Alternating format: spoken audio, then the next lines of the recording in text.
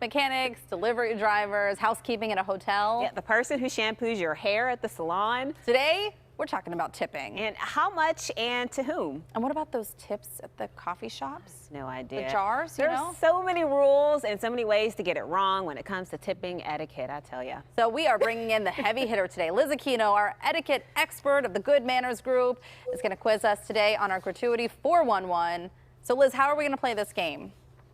All right, first let's start. I want to take the complexity and awkwardness out of tipping. Yes. Tipping is simply a form of gratitude, and we base it on 3 criteria.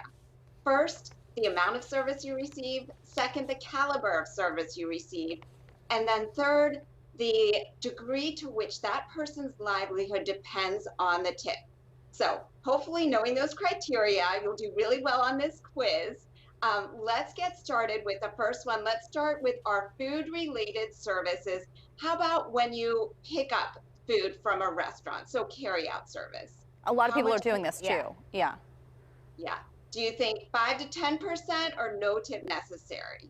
I'm going to say 5 to 10%. 5 to 10%. Both Heather and I, we were waitresses, so we get it. We overtip. Right. Okay. So in etiquette, we don't want to put too much of a financial burden on a person, but we have to acknowledge that a lot of people's livelihoods do depend on our tips. So yes, you're right, 5 to 10%.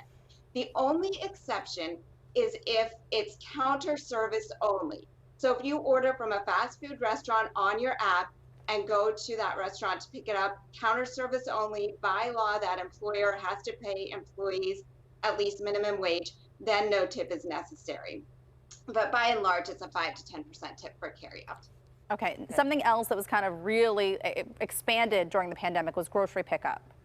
Yeah, grocery pickup. What do you think? 5 to 10% or no tip necessary for this one? I'm going to go again for pickup. I know that at one local store, they say no tip is necessary. I hate to say that, but I'm going to go with no tip necessary. I'm going to second that. Okay, actually that's 5 to 10%. Whenever you hear the word pickup or carryout, that's 5 to 10%. When you hear the word delivery, that's up a level, that's 10 to 15%. So unless there's a company policy against it, and I know some stores do have a policy against tipping, for grocery pickup, it is 5 to 10%. All right, how about home services? I'm assuming like lawn care, someone coming over to shovel your snow, a window washer. Right. What do you think for that? Do you think $5 to $10, or do you think no tip necessary for that? Like electrician, cable company? See, this one's tough for me because I feel like it really depends. Like someone who's coming to do your lawn, I would say $5 to $10. But if it's someone like a plumber, like the cable guy, when you get that $1,500 bill, you're probably like, that's good. I think I'm good with that. And the cable, if it was like a cable, if it was the cable guy, like I guess I wouldn't think to tip him, but I could be wrong. No tip is necessary for the cable company, lawn service, electrician, plumber. If you have furniture or appliance delivery people, then you could tip between $5 to $20, depending on the complexity of that delivery. But standard home maintenance people, you don't have to tip. Okay, what about if you are using a car service? I don't think it's a matter of if you tip, but how much, right? Right. Yeah, what do you think? 10 to 15% or 15 to 20%? I'm going to go with 15 to 20%, but once again, like if your driver is just rude, I don't know. It could impact things. It could. Yeah, I'm going to go 15 to 20%. Right, that's right, 15 to 20%. Okay. Next up, we have housekeeping. And this one I'm really interested in. Yeah, this one, what do you think? I'll give you 2 options. Do you think $2 to $5 a day or about $20 at the end of your stay? I think you could pick either one. I mean, depending on how long you stay, it could equal $20 at the end of your stay. But I'm going to go with A, $2 to $5 a day. I'm going to go B. And is it okay if you do it at the start of your stay?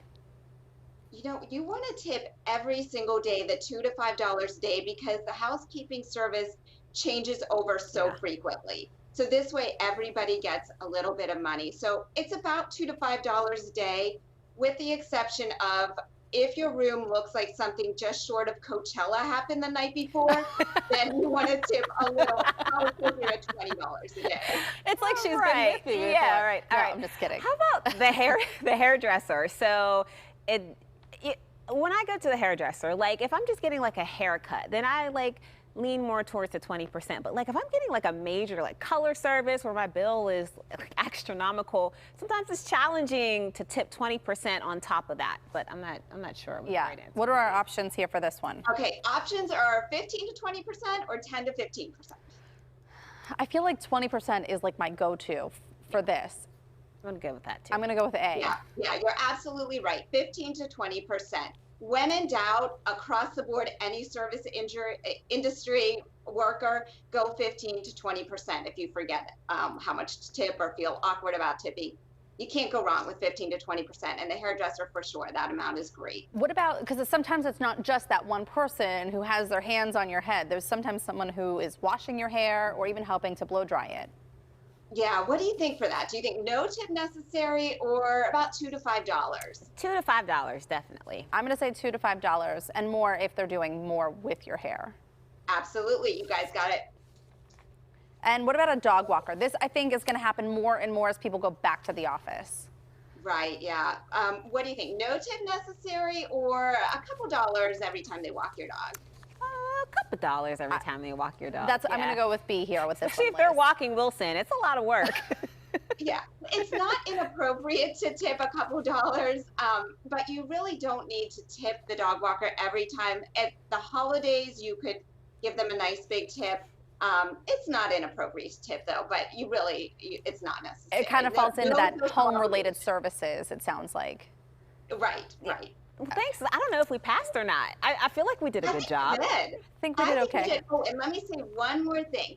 For those people who we don't customarily tip, there are other ways to show your appreciation, like a recommendation, a review online, a testimonial, or a word with the business owner about the positive service that you received. Okay, that's great advice. Liz Aquino, thank you so much. Thanks for having me. Bye. Bye. Liz, of course, is founder and instructor of the Good Manners Group and a regular PTL contributor. She always helps us out. You can also contact Liz for private and group lessons. Look for her link at pittsburghtodaylive.com.